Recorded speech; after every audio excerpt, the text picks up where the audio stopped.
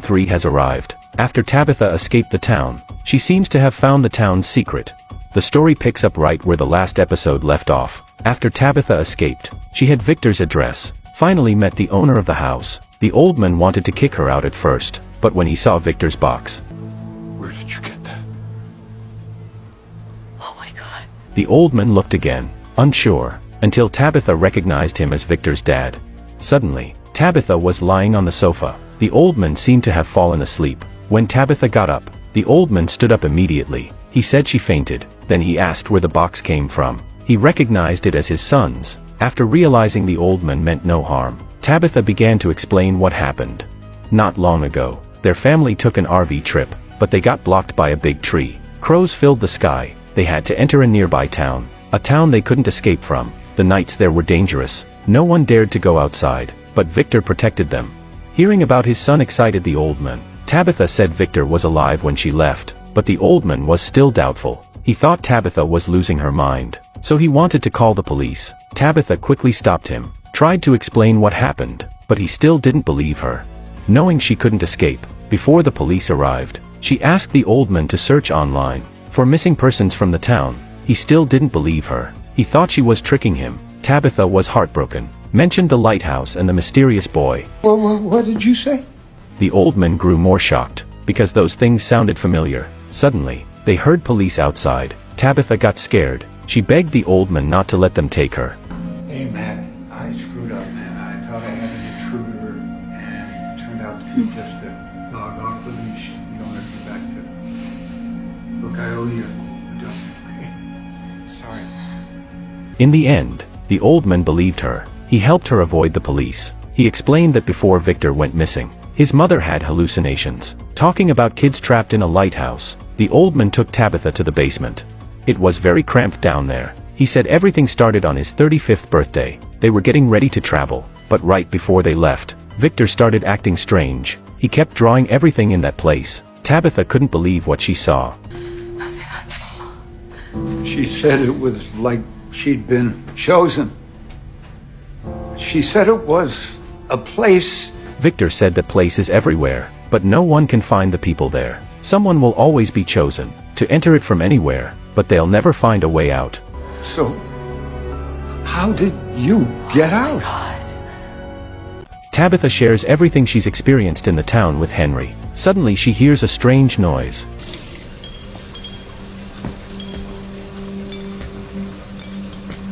Do you hear that? Henry's next words shock Tabitha. They head to the backyard. Tabitha sees a tree that's just like the one in town, but this tree has no hole in it. Tabitha feels this tree must be connected to the town. Henry then tells her, this tree is a replica. The real tree is in a park outside town. Tabitha gets excited. She thinks that tree is the entrance to the town. Seeing her reaction, Henry agrees to take her there. By now they've built some trust, but in the car, Tabitha sees something shocking. She finds a very familiar item. Where'd you get this? Henry says it's something his wife made. Now Tabitha is in a panic. She keeps telling herself this can't be real. Things can't be this coincidental. After escaping from based on Victor's clues, she ends up at a nearby hospital. Plus, Victor's box had an address, and that address is right near the hospital. It's all too coincidental.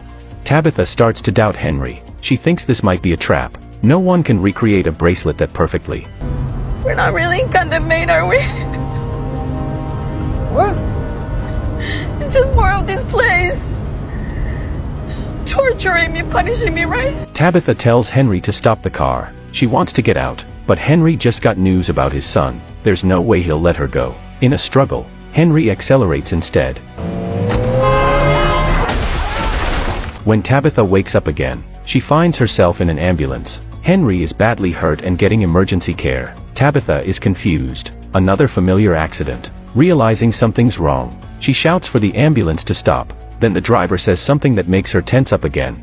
There's a tree in the middle of the road. Tabitha sees the fallen tree ahead. A chill runs down her spine, because right in front of her is that familiar road, with that familiar tree she's back in from.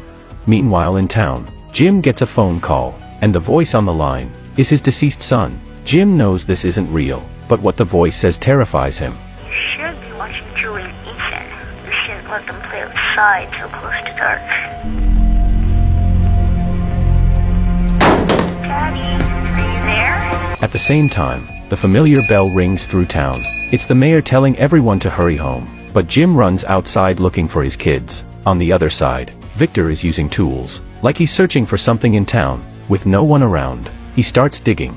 More strange things are happening in town. Pregnant women aren't satisfied with rotten food. They start searching through garbage. Due to food shortages, the town sends people out to look for food. During this search, someone sees a stranger nailed to a tree. Then the doctor gets hurt by a trap. Meanwhile, inside the houses, crows attack. All these signs are warning everyone that something worse is about to happen. Or, heard the crows cawing again at this time.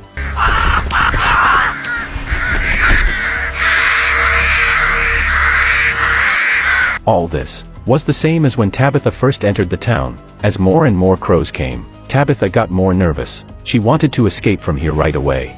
So Tabitha said to everyone, they were about to enter a terrifying town. Monsters would show up there at night. Everyone listening to Tabitha thought she had hit her head. On the other side, the mayor was on duty in the bus with Randall. Randall had always been unwilling to cooperate with others. The mayor came this time to win Randall over. Their chat wasn't pleasant. Suddenly Randall sensed something unusual. The monsters before would come to knock on the window of the car every night. Didn't see a single monster tonight. And at this time Tabitha was explaining to the police. The next second, she saw the entrance of the town. We're here, the party's here. Stop here. At this time Tabitha's son Ethan saw Tabitha in the car and ran out of the room. Fortunately, the mayor got out of the car in time to stop him. The ambulance was still moving forward. Suddenly they saw a body on the road. Tabitha recognized it was a monster in disguise. Tried her best to stop everyone from getting out of the car. Got handcuffed for being in the way. Not long after, the doctor who was eager to save people came to the woman. Suddenly the doctor found the woman had no pulse. What the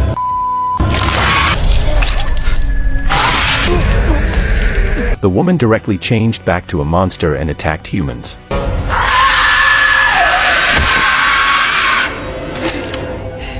The policewoman fired back with her gun. It was no use. No way. She could only turn her back and run. At this time the residents who heard the noise knew someone had entered the town. Whether it was Tabitha or not, they decided to rescue these people. Tabitha in the car woke up Henry and told him Victor was here.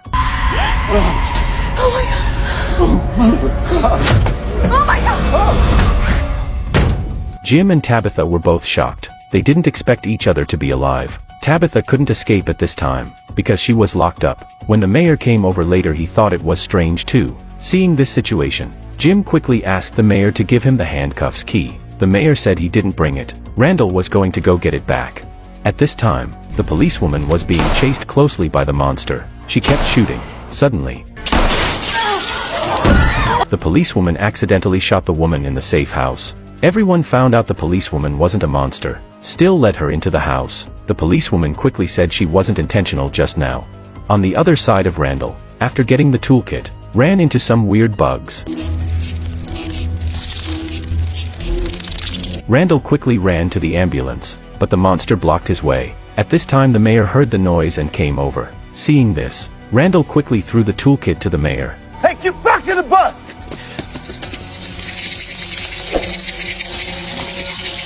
Suddenly the mayor found the car keys were gone. You looking for these? The monster actually gave the keys back to the mayor. The mayor didn't understand what the monster meant. He could only take the keys and leave quickly now. Randall wasn't so lucky. After being attacked by the bugs, was surrounded by the monsters. After seeing the mayor drive the ambulance and leave him, Randall completely broke down. You people looks really bad. And the mayor drove an ambulance, took others back to the safe house. Everyone is curious about how Tabitha and Henry survived outside. After getting back to the room, Jim asked Tabitha how she survived outside for so many days. Tabitha said she accidentally got back to the real world. She even called her mom, though the experience seemed real. Tabitha said she thought it must be a trap. Suddenly there were screams downstairs. The injured woman didn't survive. The mayor's tense mood completely broke down. He asked the policewoman why she did that. You're sorry! You're sorry! Huh? Come down and you're sorry! Come on! Please! Fortunately Donna stopped the mayor, so the argument didn't fully break out. Just like this, the dead woman was placed in an empty room. Before long, Fatima sneaked here. She was full of the woman's body just now. She opened the cloth covering the woman. Fatima made sure there was no one.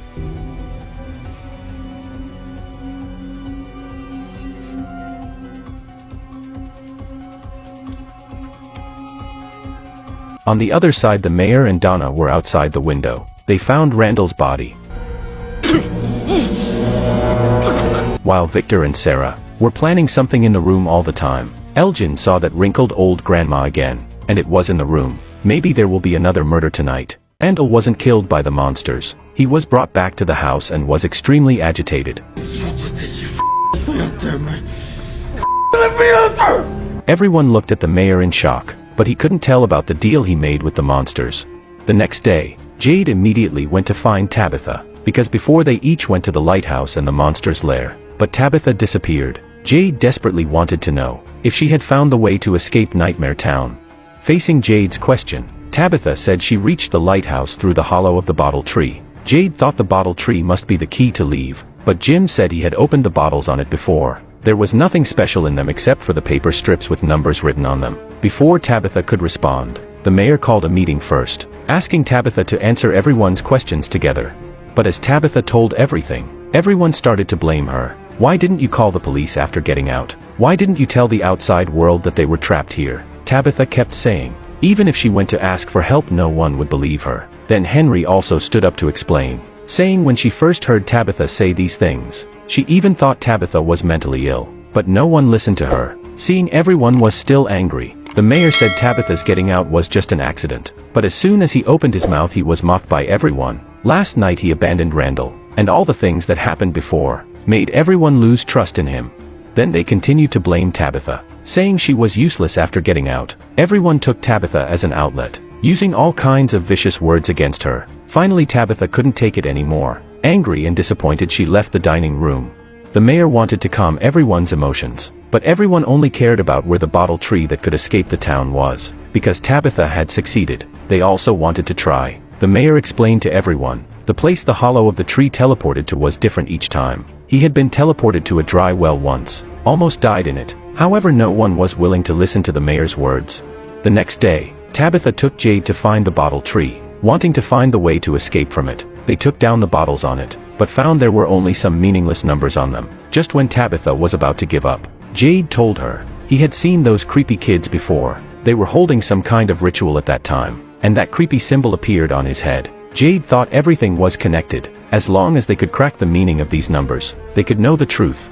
Just then, there was a sound coming from behind them. It turned out that a resident had followed them here. After seeing the bottle tree, despite Tabitha and Jade's dissuasion, he directly got into the hollow of the tree. Look, somebody's gotta try, right? It's okay. You guys can thank me later. The next second, a painful shout came from the dried-up swimming pool in the town. The mayor was shocked seeing the scene in front of him, because on the wall of the swimming pool was the resident who had just gone through the hollow of the tree. The mayor wanted to save him, but didn't have the ability to do so. The mayor intended to help him get out of his misery, but when he turned around, he found the other had no breath already. Seeing another resident die, the mayor couldn't bear it anymore, and loudly questioned everyone. Who's next? Huh? Still want to go to the tree? Go ahead then. Who the is next?